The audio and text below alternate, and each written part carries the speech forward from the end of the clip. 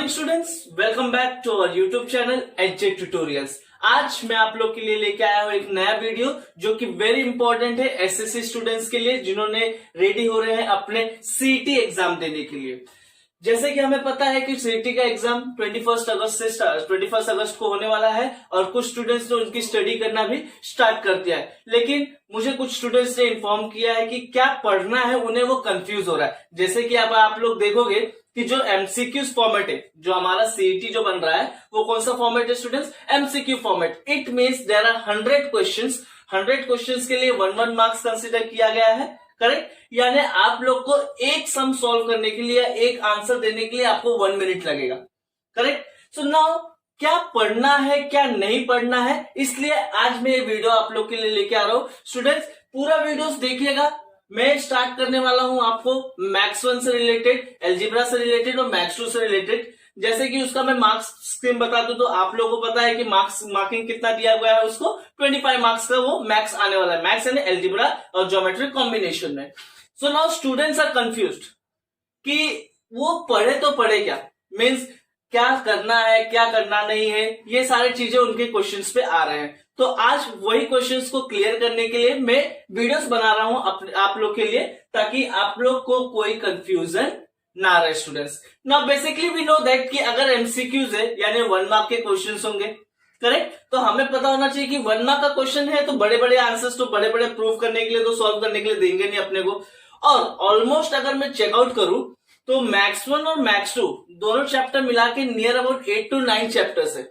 कितना चैप्टर्स है? 8 to 9 chapter. 4 chapter maths 1 में, 4 चैप्टर मैथ्स 2 में है। टोटल मिला के अगर चेकआउट करो तो 8 चैप्टर्स है। 25 मार्क्स का क्या है हमारा स्टूडेंट्स? एमसीक्यू से।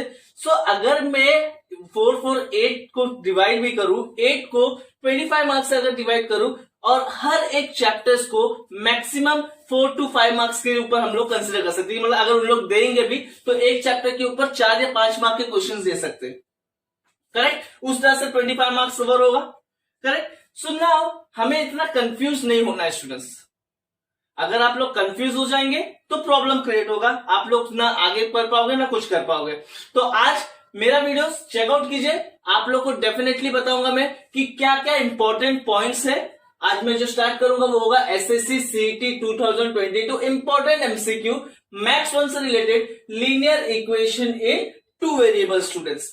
ना इसमें जैसे कि हमें पता है कि जो आंसर आने वाला है वो रेड्यूस सिलेबस से आने वाला है, ठीक है? तो रेड्यूस सिलेबस में जो 1 मार्क्स से रिलेटेड क्वेश्चन है वही पॉइंट्स मैंने यहाँ पे आप लोग के लिए मेंशन किया है। सबसे पहला पॉइंट अगर आप लोग देखो इंपॉर्टेंट पॉइंट, तो हमें स्टैंडर्ड फॉर्म पता होना चाहिए। क्या पता होना चाहिए स्टूडेंट? स्टैंडर्ड फॉर्म क्या है? स्टैंडर्ड फॉर्म क्या है हमारा? a1x plus b1y equals to c1 and a2x plus b2y equals to c2। यानी इससे रिलेटेड एक क्वेश्चन हो सकता है कि हमें स्टैंडर्ड फॉर्म में कन्वर्ट करने के लिए कहा जाएगा, या हमें इसके साथ हमें ए, बी या सी फाइंड आउट करने के लिए कहा जाएगा। क्या फाइंड आउट करने कहा जाएगा स्टूडेंट? ए, बी या सी फाइंड आउट करने के लिए। मैं आप लोगों को पहले इंपॉर्टेंट पॉइंट बता देता हूं, फिर जब मैं सम्स लेके आऊंगा कुछ एमसीक्यूज में आप लोगों को बताऊंगा इसमें कि किस तरह से हमें क्या करना है, सॉल्व करना है। तो पहला क्वेश्चन तो उन लोग स्टैंडर्ड फॉर्म से रिलेटेड पूछ सकते हैं, 1 मार्क्स से रिलेटेड क्वेश्चन। स्टैंडर्ड फॉर्म यानी कोई भी इक्वेशन उन लोग मुझे प्रोवाइड करेंगे और मुझे बोलेंगे convert them into a standard form, या उसमें से ए, बी और सी का वैल्यू निकालने के लिए कहा जाएगा। सेकेंड इंपॉर्टेंट पॉइंट है जो है, अगर a1 upon a2 equals to b1 upon b2 equals to c1 upon c2, so it is a infinite solution. Question आएगा, मैं सम सॉल्व करते समय आप लोगों को बताऊंगा, इसके रिलेटेड सब कुछ एक एक सम में सब कुछ आप लोग को एक्सप्लेन करूंगा, उसी को आप लोग को क्या करना है स्टूडेंट? प्रैक्टिस करना है। तो जो सेकंड पॉइंट का फर्स्ट पॉइंट है a1 upon a2 equals to b1 upon b2 equals to c1 upon c2, ये स्टैंडर्ड फॉर्म से आप लोगों को वैल्यू निकलेगा, correct? So it is a infinite solution. Second है a1 upon a2 equals to b1 upon b2 but not equals to c1 upon c2. It is a no solution. Third question है a1 upon a2 is not equals to b1 upon b2, then it is a unique solution students. So इसके related भी एक एक mark के question उन लोग क्या कर सकते हैं स्टूडेंट? पूछ सकते हैं। तो हमें तो पता ही है a1 अपॉन a2 क्या है, b1 अपॉन b2 क्या है, c1 अपॉन c2 क्या है। मैं एक एक सम, जैसे कि मैंने अभी आप लोगों को बताया कि एक एक सम हम लोग क्या करेंगे, इसका सॉल्व भी करके मैं आप लोगों को विद इन अ सेकेंड कैसे आंसर निकालना है ये मैं आप लोगों को बताऊंगा। नेक्स्ट इंपॉर्टेंट जो इस चैप्टर्स में है वो है क्रेमर्स रूल। क्या है students? Cramer's rule. Cramer's rule में हमें डी का वैल्यू पता होना चाहिए, डीएक्स का वैल्यू पता होना चाहिए और डीवाई का वैल्यू पता होना चाहिए, और एक्स और वाई तो हमें निकाल रहे हैं। सो डी के लिए फॉर्मेट है a1/a2 b1b2, dx का है c1c2 b1b2 और dy का है a1a2 c1c2। x निकालना है तो dx/d, y निकालना है तो dy/d। So this are the important point students. एक बार ये इंपॉर्टेंट पॉइंट्स देख लो स्टूडेंट, इसी से रिलेटेड तुम्हारे पास क्वेश्चन आएंगे। इससे ज्यादा क्वेश्चन उन लोग पूछ नहीं सकते, क्योंकि अगर इससे आगे वाला कोई क्वेश्चन पूछने जाएंगे तो ऑलमोस्ट टाइम कंज्यूमिंग है, क्योंकि आप लोग सॉल्व करोगे तो उसको सम सॉल्व करने, जैसे मैंने अभी स्टार्टिंग में आप लोग को बताया कि एक सम सॉल्व करने के लिए आप लोग के पास सिर्फ 1 मिनट होगा। 100 MCQs 100 मार्क्स के लिए है, तो 1 मार्क्स के लिए हमें कंसिडर करना है कितना? 1 मिनट। सो ऐसे सम्स आएंगे जो हमारे 1 मिनट में क्या हो सके, कवर हो सके स्टूडेंट्स। सो ये है कुछ इंपॉर्टेंट पॉइंट्स, अगेन एक बार चेक कर सकते हो। इसके बाद मैं क्या करने वाला हूं स्टूडेंट, एक एक करके सॉल्यूशन क्या करूंगा आप लोगों को एक्सप्लेन करूंगा। Okay alright, so now let's continue with our topic. So question कैसा हो सकता है स्टूडेंट्स, जैसे कि मैं आप लोग को जो मैंने अभी इसके पहले जो बताया आप लोगों को इंपॉर्टेंट एमसीक्यूज पॉइंट जो दिखाया हुआ है, वो इंपॉर्टेंट पॉइंट्स के बेसिस पे कुछ फिलअप्स है यहाँ पे एमसीक्यू, वो मैं अभी क्या करने वाला हूँ, कवर करता हूँ।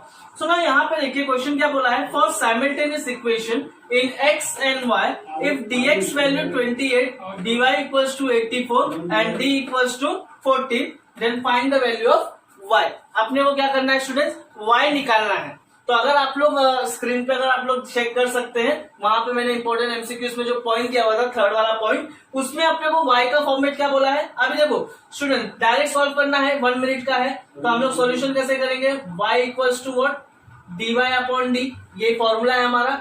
सो dy का वैल्यू कितना है हमारे पास यहाँ पे 84, करेक्ट, और यहाँ पे इसका वैल्यू कितना है हमारे पास 14, कितना है students 14। So now let's see कि कितना आंसर आ सकता है, क्योंकि d का वैल्यू यहाँ पे 14 है और dy का वैल्यू कितना है यहाँ पे स्टूडेंट्स 84 है।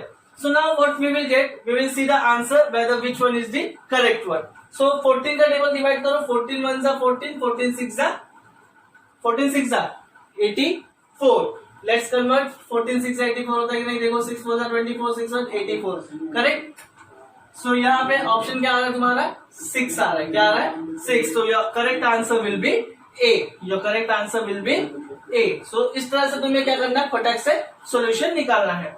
सेकंड क्वेश्चन देखो क्या दिया हुआ है, what is the value of dx, हमें dx का वैल्यू क्या करना है स्टूडेंट्स, निकालना है।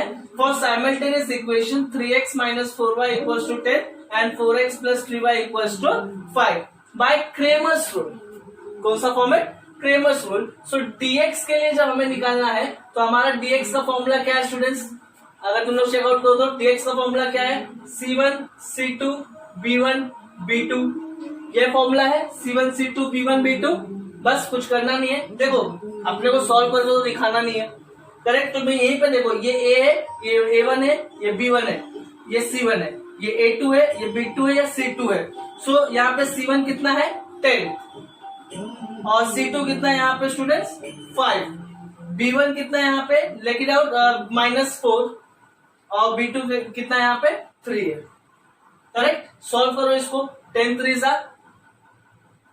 30, माइनस साइन, देन -4 into 5, सो 10 3 जा 30, माइनस माइनस प्लस हो जाएगा, 4 5 जा 20, 20 प्लस 30 कितना होता है student 50। Which one is the correct option, C वाला, सी वाला will be a correct option. तो योर आंसर इज 50।